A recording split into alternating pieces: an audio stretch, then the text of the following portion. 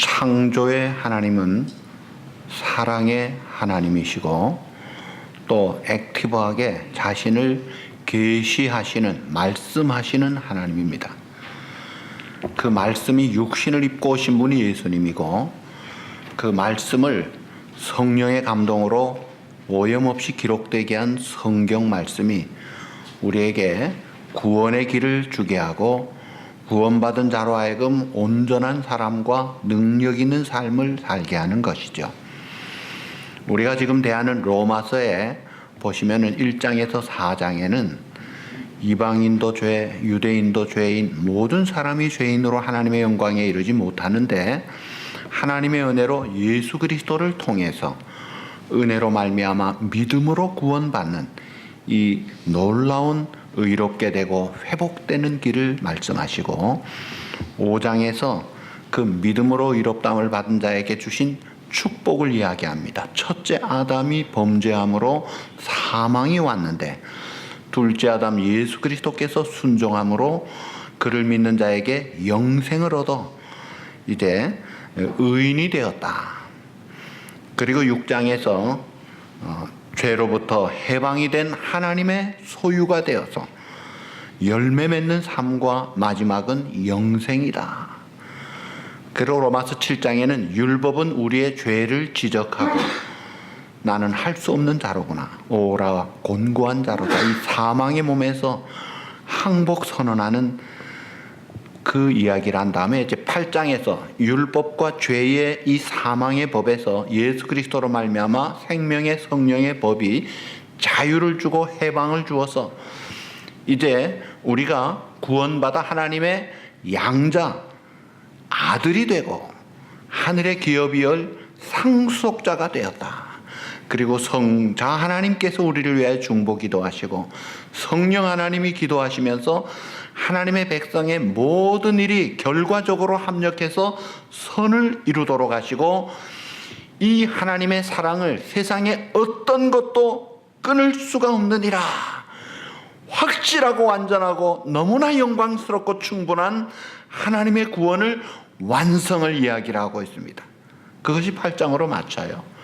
그리고 9장, 10장, 11장은 삽입장이에요. 유대인들이 먼저 믿었지만은 그들이 예수님을 배척하고 버린 다음에 이방인들에게 복음이 넘어가서 다시 나중에 남은 자들이 돌아올 것이다 라고 하면서 이제 말씀하고, 이 11장까지가 이제 믿음의 원리를 이야기하고, 그 다음에 12장부터가 이제 우리 그리스도인들, 하나님의 거듭난 하나님의 백성들이 어떻게 살아야 되느냐, 이 생활 원리를 이야기하면서 하나님을 기쁘시게 하는 것이 우리의 최고의 목적인데, 그것이 우리가 이 예배를 통해서, 그것도 산 예배를 드리는 것이다.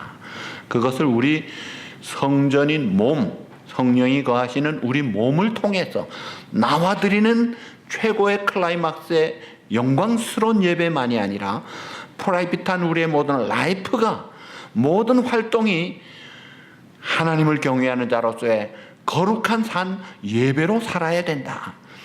그러기 위해서 우리가 날마다 오직 마음을 새롭게 함으로 변화를 받아야 된다.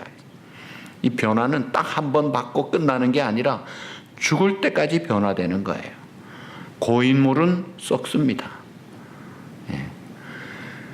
자, 그래서 우리가 날마다 말씀으로 성령으로 늘 새롭게 변화되면서 살기 위해서 이 세대를 본받지 말고 세상 풍조를 따르지 않고 죄를 대적하고 하나님의 나라를 구하면서 변화된 삶을 살면서 하나님의 선하시고 기뻐하시고 온전하신 그 뜻을 분별하고 그 뜻을 붙잡고 살아라.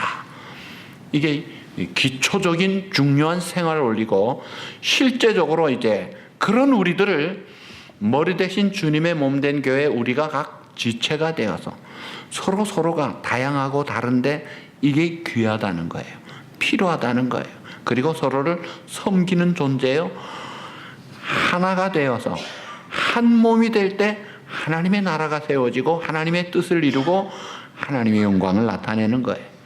그래서 이제 이 하나님의 은혜를 받은 우리들이 그 하나님의 뜻을 이루고 살기 위한 삶의 제일 첫 번째 현장이 이게 공동체예요.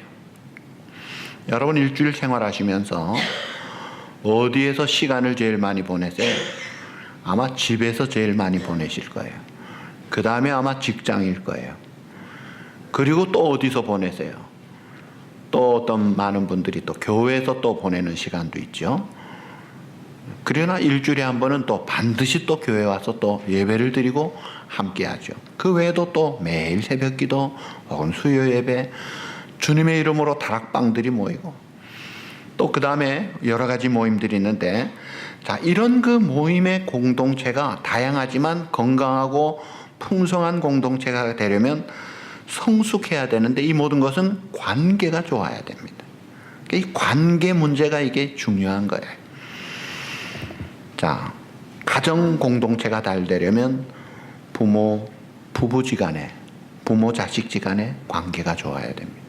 남편은 남편대로 할 일을, 아내는 아내가 할 일을, 부모가 할 일을, 자식이 할 일을 잘하면 그 가정은 아주 건강한 복된 공동체예요.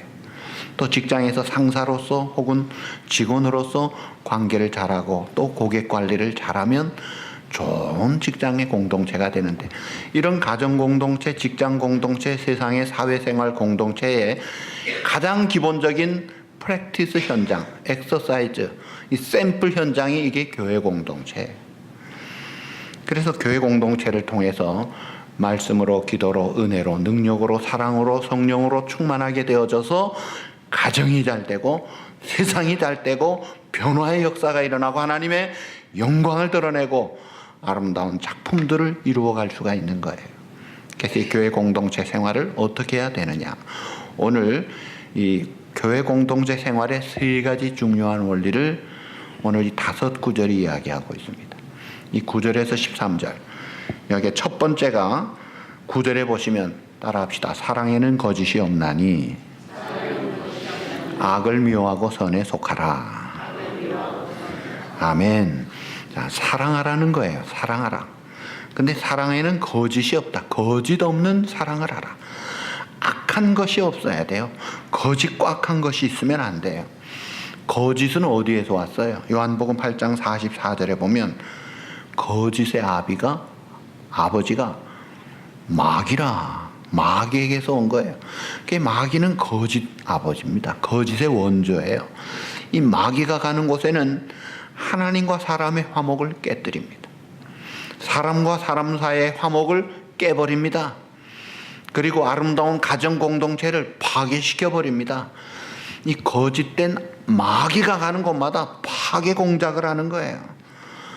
근데 우리가 이 교회 안에서 잘못하면은 그만 분별 못하고 거짓에 놀아날 수가 있어요.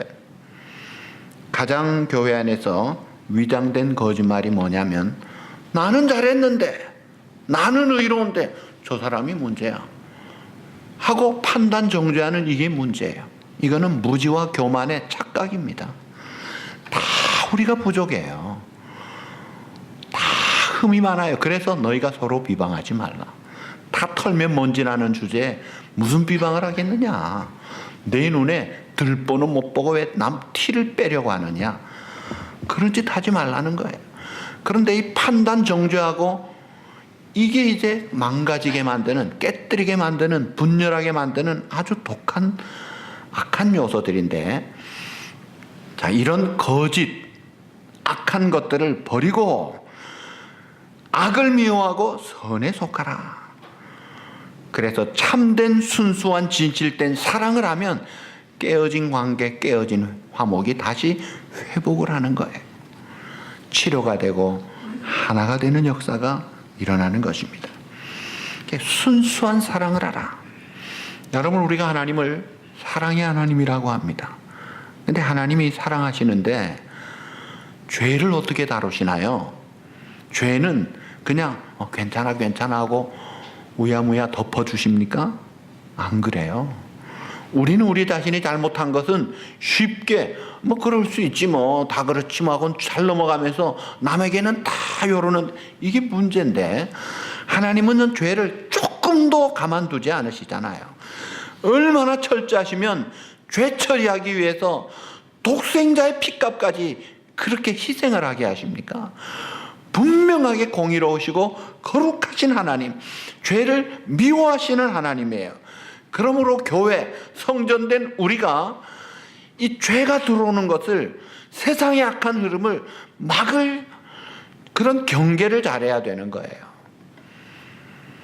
세상은 자기의 욕심을 채우기 위해서 흑심을 품고 다른 사람을 이용하고 자기는 희생하지 않고 남을 희생시키고 이런 식으로 살죠. 그러나 교회 성도는 그렇게 하면 안 되잖아요. 하나님이 거룩하시고 의로우신 분인데 그 사랑의 하나님을 본받아서 다른 사람의 유익을 위해서 자기를 어떻게 해야 돼요?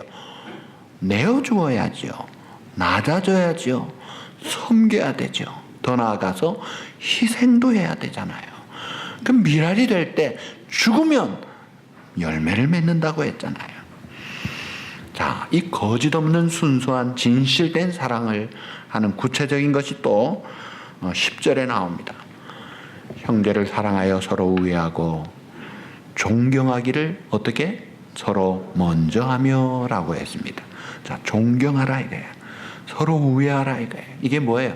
여러분, 끈끈한 가족은 그 가족 관계가 아주 끈끈해요. 서로 위해주고 감싸주고 안아주고 용서해주고 기다려주고 품어주는 거예요. 가족이라고 다 가족이 똑같지 않잖아요. 사랑의 스윗홈은 그런 그 풍성한 사랑이 있다 이거예요. 사실 우리가 부모님이나 형제, 자매, 친척들 일주일에 몇 번 만납니까? 한 달에 한두 번이라도 만나나요? 쉽지 않습니다. 근데 우리 성도들은 최소한 매주 적어도 한 번씩은 만나잖아요. 그러면 1년이면 52번 만나는 거예요. 자, 우리가 자주 만나는, 그것도 한 몸 된 주님의 한 아버지의 자녀된 영원한 식구된 우리들이 우리부터 사랑하지 못하면 어디 가서 사랑을 하겠느냐. 그래서 주님은 내가 너희에게 새 계명을 주노니, 이 새 세상에 사는 새로운 백성의 새 성품의 원리가 사랑이라는 거예요. 내가 너에게 베푼 그 사랑, 내가 한 것처럼 그렇게 사랑해야 너희가 내 제자가 된다. 그래서 서로 귀한 줄 알고 서로 소중한 존재로, 나보다 나은 존재로, 그래서 서로 먼저 존경해 줘야 돼요. 그리고 격려해 줘야 됩니다. 그러기 위해서 우리가 이 성도 간의 관계에 예절이 있어야 돼요. 말과 행동도 조심해야 돼요. 절대로 말을 함부로 하지 마십시오. 나는 별 생각 없이 재미있게 농담 삼아 찌르듯이 해도요, 그 말이 상대방에게는 치명적인 비수가 될 수 있어요. 너무너무 안 빠지는 아픈 가시가 될 수 있어요. 정말 말 조심해야 됩니다. 근데 친하다고 쉽게 본다고 상대방을 무시하는 행동도 서슴지 않고 하고 행동도 함부로 해가지고 이게 잘못되면 안 되잖아요.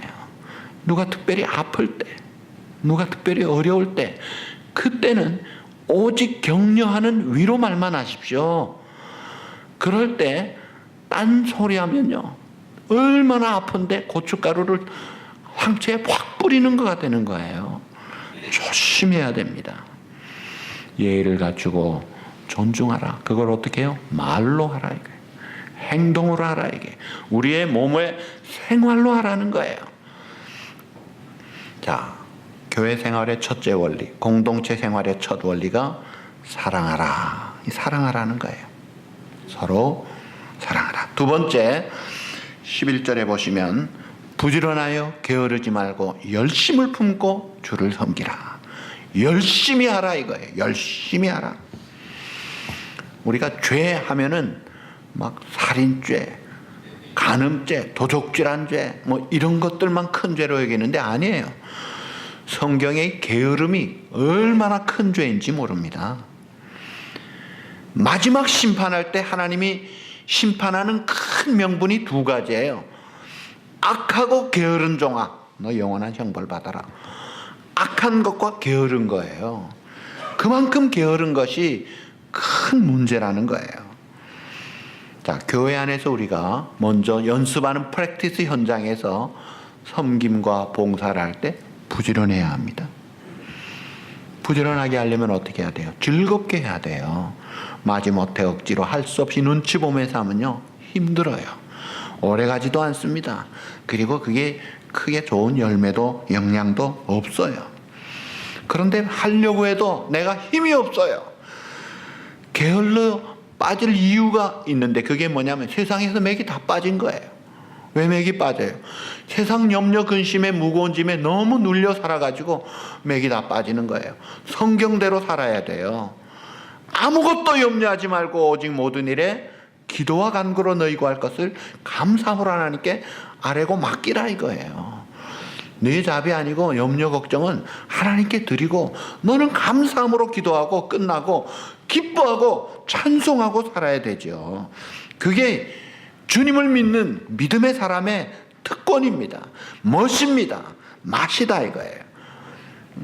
게으른 이유는 또 시간이 가면서 처음에 잘해야 되겠다고 했다가 이게 흐지부지하게 타성에 젖어가지고 그만 열정이 식는 경우가 있는데, 열심을 품으라고 한 것은 내 인간의 의지로 결심하는 것도 중요하지만 더 중요한 것은 성령의 충만함을 받으면 가슴에 뜨거운 불이 올라오는 거예요. 그래서 이 내적인 힘이 생기면 그 힘은 슈퍼파워입니다. 네. 공부를 해도 부모님이나 선생님 말씀 잘 듣는 애 착실하게 공부 잘하지만 더 잘하는 애들이 있잖아요. 하지 말라고 해도 하는 애들이에요. 야 이제 그만해라, 불 끄고 자라 해도 하는 애들은 못 말려요. 왜 그래요? 속에서 나오는 거예요. 그게 슈퍼파워인데 우리가 성령의 충만함을 받으면 못 말리는 힘을 가지고 열정을 가지고 살 수 있는 거예요. 이 열정이 있어야 돼요. 패션 마인드를 가지라 이거예요. 일반 세상의 기업에서도 신입사원들을 채용할 때 어느 학교 출신이냐, 성적이 뭐냐, 뭐 신원서판이 좋으냐 이런 것들을 보기도 하지만 가장 중요하게 보는 게 뭔지 아세요? 열정입니다. 저 사람 우리 회사 들어와서 우리 회사에 유익을 끼칠 그런 열정이 있느냐. 그래서 처음 들어올 때 걸음걸이부터 봐요. 비실비실 들어오면요 벌써 마이너스. 자신감 있게 당당하게 들어오면요 뭔가 있겠구나. 그 다음에는 인사하는 걸 봅니다. 정중하게 예의를 딱 갖추는 자를 봐요. 그 상대방에 대한 존경심과 애정을 보는 기본이에요. 그게 일반 회사에서도 기업 채용할 때 그런 원리들인데, 자 랄프 waldo 에머슨이라는 미국 사상가는 이런 말을 했어요. 이 세상에 열심 없이 성취된 위대한 일은 단 하나도 없다. 패션이나 열심이 없이는 아무것도 안 된다 이거예요. 세상 일도 그런데 하물며 하나님의 나라, 하나님의 일도 마찬가지예요. 졸지도 주무시도 아니하시는 하나님은 열심 있는 자, 즉 충성된 자를 사랑하시는 거예요. 우리의 믿음의 선조들 충성됐습니다. 열심히 있었어요. 그래서 성령의 임재로 오순절날 성령 강림함으로 교회가 출발된 교회의 모습은 날마다 성전에서 모이고 집에서 떡을 떼고 뭐 얼마나 열정이 있었고 뜨거웠잖아요. 그리고 예수님도 중환자들 하루 종일 시달리고 귀신 쫓아내고 그 피곤한 몸인데도 마가복음 1장 35절 새벽 오히려 미명에 한적한 곳으로 가서 또 기도하셨던 그 열정을 가지시던 주님. 사도 바울도 데살로니전서 2장 9절에 보면 내가 너희 가운데 있을 때 아무에게도 누를 끼치지 아니하고 밤과 낮으로 일하고 수고하고 애쓴 것을 너희가 기억하지 않느냐. 밤낮으로 열심히 뛰었던 것 다 알지 않느냐. 열심히 있었다 이거예요. 그런가 하면 계시록 7교회 중에 가장 책망받은 라오디게아 교회는 이건 뜨겁지도 않고 차지도 않고 문제가 이게 부족함에도 불구하고 자기는 부유하다. 그래서 진단 잘못하는 그들에게 야 안약 사서 눈을 쳐서 눈을 좀 뜨고 감각을 살아서 너희 진단을 해봐라.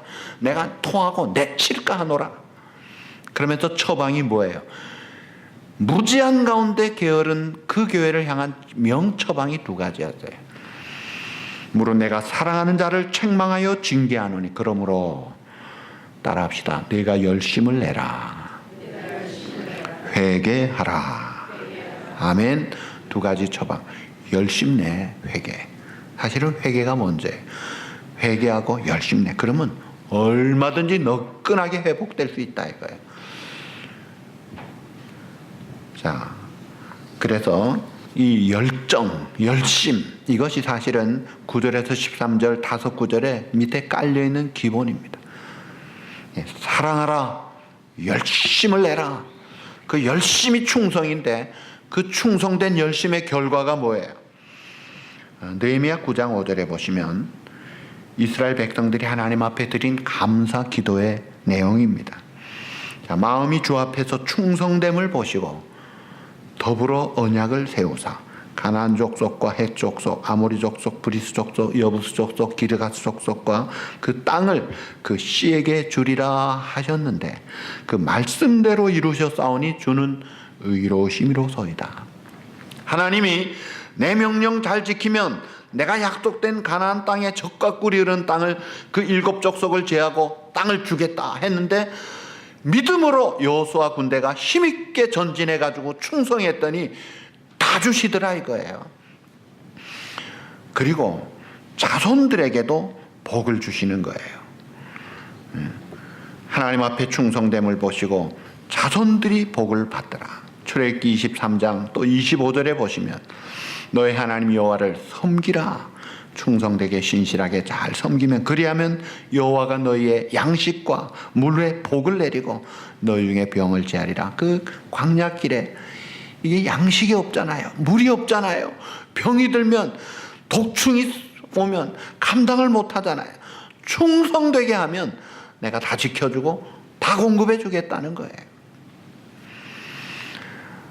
사실 우리가 하나님 앞에 설 때 하나님께로부터 악하고 게으른 종은 책망과 형벌을 받지만 착하고 충성된 종은 상과 면류관을 상급을 받더라 이거예요. 하나님은 우리의 직분을 보고 상 주시는 하나님이 아니에요. 우리의 횟수를 보고 상 주시는 게 아니라 너 얼마나 충성됐느냐, 그 질적인 하나님 앞에 농도 깊은 그 충성을 보시는 거예요.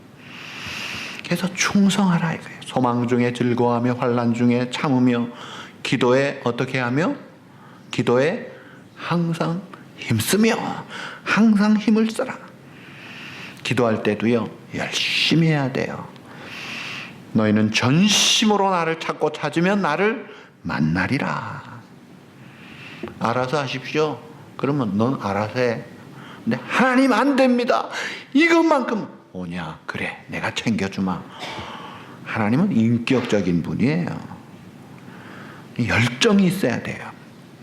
그 대천덕 신부의 아버지 R.A. 토레이라는 분, D.L. 무디 목사님을 잘 도운 성령론의 권위자입니다. 그분의 기도와 영역책에 이런 해석을 했어요. 야고보 4장 2절. 영어로 7단어인데 우리 한국말로는 5단어예요. 한번 따라합시다. 너희가 얻지 못함은 구하지 아니하며. 자, 이 구절, 이것이 이제 문제인데 우리가 오늘날 살아가면서 무능력하고 모든 게 부족하고 흔들리고 약해지는 이유가 뭐냐? 내가 주님을 믿었는데 왜 이렇게 영적으로 성장이 안 되지? 왜 이렇게 열매가 안 맺지? 왜 이렇게 주님을 못 닮아가지? 왜 이렇게 파워풀한 라이프를 살지 못하지? 왜 이런 시험만 오면 흔들거리고 뭐가 좀 아프다면 질이 겁먹고 왜 이렇게 약하지? 이유가 뭐냐? 야고보 4장 2절이 대답이에요. 기도 태만이다 이거예요. 슈퍼파워 하나님이 도와주시겠다고 강한 힘을 딱 내밀고 있는데 잡지를 않는 거예요. 소켓을 꽂아야 파워가 오잖아요. 하나님 이겁니다 하고 내놓으면 될 텐데 이걸 내놓지 않고 내가 잡고 있으니 역부족이죠. 기도하면요 응답만 받습니까? 아닙니다. 인격도 바뀝니다. 삶이 새로워지는 거예요. 열심히 기도하라는 거예요. 자, 그래서 이 말씀으로 무장하고 기도로 힘을 얻어서 열심을 내야 되는데 또 12절에 보시면 소망 중에 즐거워하며 소망 중에 즐거워하라고 해요. 그리고 환난 중에는 참으라고 했어요. 자, 이 소망이 있으려면 진짜 소망이 있어야 돼요. 우리 사람은 두 가지 생애를 삽니다. 누구나 두 가지 생애를 사는데 지금 우리가 살아가는 생애는 this age라고 했어요. 그것은 금생이라고 성경에 번역이 됐죠. 그 다음에 age to come이라는 생애를 또 살아가야 될 미래의 생애가 있어요. 그것을 내세라고 그래요. 자, 금생과 내세, this age, age to come 두 가지 세대가 있는데 사람들은 이 금생에 최대한 투자를 하고 여기에서 잘해보려고 최대한 노력을 합니다. 여기에 관심이 안 믿는 사람은 전부 다 가지고 있어요. 그리고 믿는다고 하면서도 여기에 프라이어리티를 많이 두고 있어요. 그런데 사실 이 금생은요, 첫째, 짧아요. 길어봤자 100년이에요. 근데 내세는 영원해요. 비교가 안 돼요. 그 다음에 이 금세는 환란이 많아요. 바람 잘 날이 없어요. 아무리 조심한다고 해도요, 어디가 깨지고 망가지고 자연스럽게 건강이 약해지고 결국은 죽어요. 근데 내세는 영광이 너무나 영광스럽고 확실하고 영화로운 거예요. 자, 그러니까 우리가 이 비중을 어디에 두느냐? 금세보다 내세에 둬야 돼요. 또 내세에 둬야 될 중요한 이유가 그 내세가 미래예요. 이게 우리 내일이에요. 오늘 좋았다가 내일 안 좋으면 아무것도 아니잖아요. 뒤가 좋아야죠. 끝이 좋아야죠. 짧은 환란 많은 이 금생에 투자하는 것보다 내세의 소망을 가지면요, 보람 있고 힘 있고 활력 있고 지나가는 바람에 흔들리지 않는 거예요. 그래서 소망 중에 즐거워하며 환란 중에도 감당하고 참을 수 있는 거예요. 세상도 정욕도 다 지나가되 오직 하나님의 뜻을 행하는 이는 영원히 거하느니라. 그래서 우리가 서로 많이 사랑할 때 사랑하고 섬길 때 섬기고 존경하고 서로 위해주고 서로 자기의 역할을 잘 감당하고 살 때 하나님 앞에 서는 날 잘했다, 착하고 충성됐구나, 하나님의 기쁨이 되고 상급 칭찬 면류관이 온다는 거예요. 자, 생활 원리 첫째 사랑, 둘째 열심, 세 번째가 나누라는 거예요. 쉐어하라. 좀 나누라. 성도들의 쓸 것을 공급하며 손 대접하기를 힘쓰라. 아픈 자, 어려운 자, 외로운 자, 가난한 자, 그런 자들에게 필요를 공급해 주라는 거예요. 여러분, 살베이션 아미 구세군들 거기에 보면 그 필요 없는 것들 다 가져오시라 해가지고 그거를 헐값으로 가난한 자들이 가져가게 해줘요. 그거 아주 좋은 제도 같아요. 저희 교회도 초창기에 한두 번 해본 것 같아요. 필요 없는 것들 10가지 정도로 해서 좀 갖다 놓으십시오. 그리고 갖다 놓고 우리 성도 중에 필요한 분들은 그냥 가져가서 쓰도록 하시면 얼마나 좋습니까? 여러분 깨끗해지고 또 참 우리가 좋은 일도 할 수 있게 되니까 좋겠다고. 한번 어떤 아기 가진 가정에서 혹시 목사님 카트 안 쓰는 거 있으면 좀 빌려줄 수 있어요? 카트 광고를 했더니 여러 개가 나오더라고요. 옛날에 쓰던 거 안 쓰니까 그냥 뒀는데 그거 쓰시라고. 내추럴 히스토리컬 뮤지엄에 그 최세용 씨가 와가지고 그때 그거 2년 잘 쓰고 갈 때 또 반납하고 쓸 수 있는 사람 쓰시라고. 그게 돌려 쓰는 거 아니에요. 서로 나누어줘라 이거예요. 왜 집에 썩혀놓고 그러다 나중에는 버리고.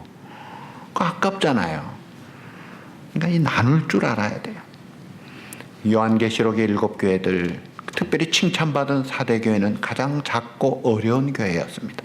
그러나 굉장히 부흥하고 너무나 칭찬받은 교회. 나누기를 잘했어요.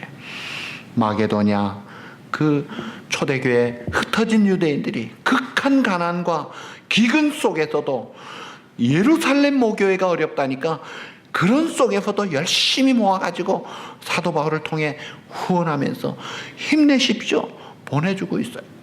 돌아가라는 그 과부, 그 나이 좀 있는 분은 자기가 어려운 속에서도 가난한 자들을 잘 후하게 돕잖아요. 여러분이 재물 씀씀이 좀 너그러워야 돼요. 있는 자가 너그러운 게 아니라 없어도 너그러워야 돼요. 그래서 좀 푸근하고 풍성한 그런 마음을 가지고 나누어 줄 줄 알아야 된다. 내 것만 챙기고 내 것도 내 거고 내 것도 내 거고, 그거는요 어디 가서 사람들한테 야, 저 사람 조심해야 될 사람 아니에요? 그런데 그렇지 않고 그래 하고 좀 넉넉하게 이렇게 돌아보는, 부족하지만 내가 돈이 없으면 돈이 없어도 말로라도 미안해, 그래도 힘내, 내가 같이 있어줄게, 실력이 없어도 같이 있어만 줘도 힘이 돼요. 자동차 플랫 타이어가 돼가지고 내가 고칠 실력이 없어서 옆에서 안타깝게 같이만 있어줘도 돼요. 얼마나 힘이 되는지 모릅니다. 그 태도가 너그러워야 돼요. 그래서 누가 어려운 일 당하면 먼저 아이고 내가 저 가정 어떻게 도울까, 좀 어떻게 격려할까, 좀 그 생각을 좀 하셔야지. 그게 하나님이 원하시는 거예요. 신명기 15장 10절, 하나님이 택한 이스라엘 백성들에게 주신 약속을 보세요. 너는 어려운 자 가난한 자를 반드시 구제할 것이요 구제할 때에는 아끼는 마음을 품지 말 것이니라. 이로 인하여 내 하나님 여호와께서 내 범사와 내 손으로하는 바에 내게 복을 주시리라. 내가 도와주면 내가 갚아주마. 하나님이 그렇게 약속을 하시는 거예요. 세상 사람도요, 기브 앤 테이크, 노블리스 오블리주로 가진 자가 좀 나눌 줄 알아요. 그리고 줘서 또 받는 것도 있는 품앗이도 한다고들 하는데, 하나님의 백성들은 그런 마음보다 위에 있어야 돼요. 갚지 못하는 자들 골라가면서 좀 도와보십시오. 그러면요 하나님이 골라가면서 복을 주실 거예요. 하나님이 보상해 주시는 거예요. 21세기에 과연 어떤 자가 영향력 있는 지도자가 될 것이냐. 미래학자나 경제학자는 한결같은 결론이 뭔지 아세요? 똑똑한 사람이 아닙니다. 머리 좋고 공부 잘하는 사람이 아니에요. 남을 배려할 줄 알고 사회에 봉사를 잘하는 사람이 지도자다 이거예요. 그런 넉넉한 마음을 가진 자가 이 시대가 필요하는 지도자라고 세상 사람들이 요구하고 있어요. 하나님 나라가 마찬가지예요. 한 수 더 위에 있죠. 그런데 우리가 남을 도울 때도 내 식구 중에 어려운 사람이 있는데 돌아보지 않고 먼 데 있는 사람 도우려고 하면 되겠어요? 먼 데 있는 사람도 도와야 되지만 먼저 내 식구예요. 내 가족 먼저 돌보아야죠. 아파트 전도도 못하면서 아프리카를 가겠다고 하지 말고 아파트부터 갈 줄 알아야 아프리카를 간다 이거예요. 곁에 있는 사람들 먼저 돌볼 줄 알아야 합니다. 그래서 참 그들을 손잡아주고 그들을 위해 기도해주고 그들을 격려해주는 거 하나님이 기뻐하시는 거예요. 크리스찬의 삶의 이 기본적인 세 가지 원리, 사랑하라, 순수하게 진실되게, 그 다음에 열정을 가지고 하라, 충성되고 신실하게 하라, 그리고 나누어 줘라.